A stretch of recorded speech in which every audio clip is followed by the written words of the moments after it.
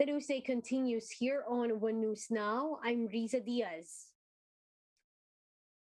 Acción Democrático presidential bet Isko Moreno visited Cebu once again ahead of the 2022 national elections.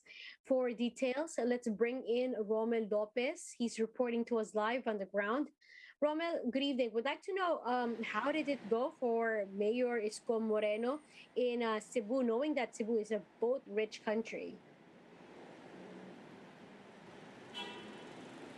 Yes, Riza, presidential aspirant Manila Mayor Isko Moreno's visit here in Cebu, this time focused on local tourism.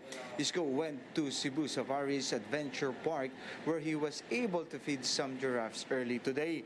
Moreno applauded the zoo's management for making sure that all of their employees received their salary despite closure due to the pandemic.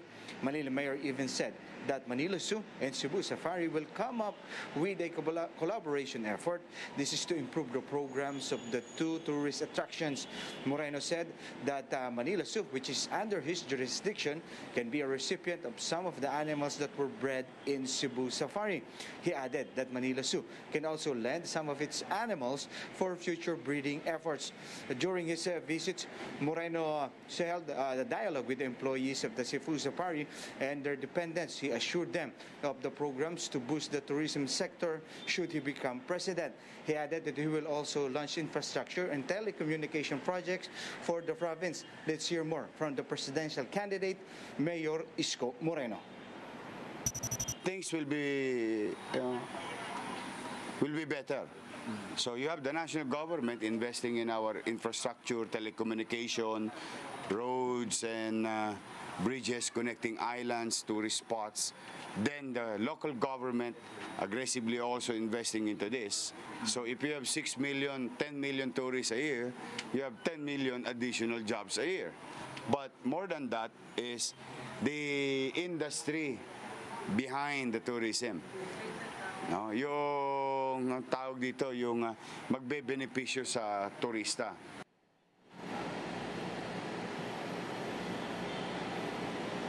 Riza, Mayor Isko Moreno refused to answer any questions related to politics regarding his second visit here in Cebu. But it is known that Moreno has been exerting a lot of effort to win the Cebu vote, which is crucial in the elections. Riza? Thank you for that update. Again, that's Romel Lopez reporting to us live on the ground. Now, here are other developments in Philippine politics. Presidential aspirant and Senator Manny Pacquiao is eyeing free medical services for senior citizens. Pacquiao said the government should provide them with free hospitalizations and checkups, as well as maintenance medicine subsidies. Pacquiao also noted the need to modernize the barangay healthcare system to declog government hospitals.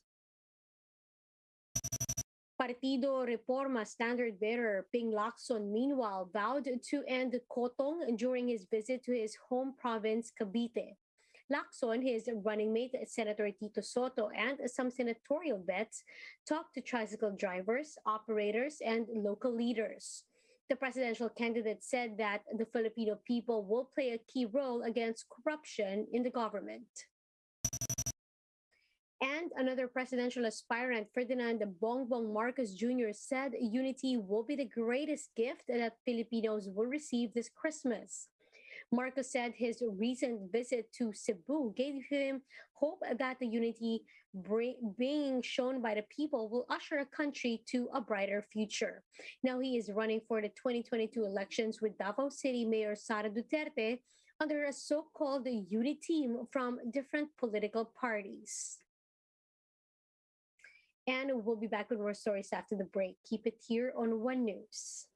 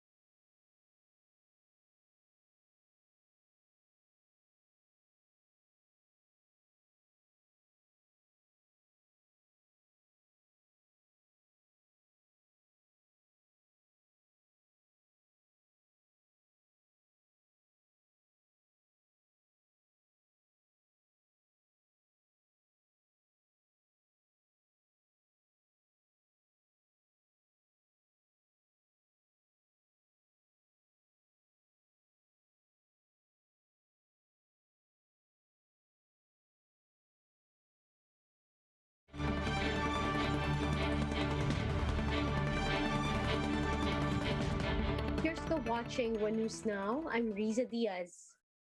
The health department logs over 600 new COVID-19 cases today. This brings the total caseload to 2.8 million, over 13,000 of which are still active. 6 duplicates were removed from the total case count, all of which are recoveries. 156 people died of the virus overnight, pushing the death toll to over 49,000. 115 cases previously tagged as recoveries have been reclassified as deaths after validation. Now, total recoveries are at 2.7 million after 1,000 new survivors were logged in the past 24 hours. 116 cases were found to have tested negative and have been removed from the total case count. Now, 1.8% of the 35,900 COVID-19 tests included in today's bulletin yielded positive results. 4 testing laboratories were not able to submit data. The Philippines is now seeing a decline in COVID-19 cases with an average of about 450 cases per day. That's according to OCTA Research Group. Professor Guido David told One News that the downtrend is due to ramped up vaccinations and strict compliance to protocols. He described the steady decrease in new infections as a pleasant surprise, as this does not fall within their forecast. The steady decrease in cases was in our projections, but it's actually a pleasant surprise that it's decreasing this quickly. And we can attribute this definitely to the increased vaccination, but we can also attribute this to the continued compliance with minimum public health standards. David added that we should be more concerned about the threat of the Omicron variant than the increased mobility during the holiday season. Although not enough information about the new variant has been released yet, David said it may be more infectious than Delta. We're seeing increased transmissibility of the virus, meaning that the Omicron may even be more infectious compared to the Delta variant. And if it manages to get in here, it may cause some disruption in our economic reopening. Let's now take a quick look at today's other top stories. Oil price cuts in the country are set this week as worries over the Omicron variant sank global prices. Unioil projects that diesel would go down by 2 pesos and 40 centavos per liter, while a 2 pesos and 30 centavos price cut is expected for gasoline. The Philippines collected another silver medal in the ongoing Asian Para Youth Games in Bahrain. This was after Leonard Sultan grabbed the silver in table tennis men's single class 8. So far, the country has bagged 1 gold and 3 silvers in the competition. And Pagasa recorded a 20.4 degrees Celsius air temperature in Metro Manila at around 6:15 in the morning today. This is said to be the lowest temperature logged in the capital this northeast monsoon or amihan season.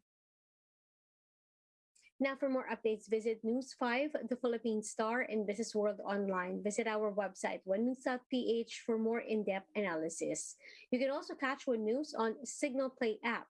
Register for a free account now at www.signalplay.com and stream One News live anytime, anywhere. I'm Riza Diaz. Mask on, wash hands, and stay safe, Philippines. We are One News.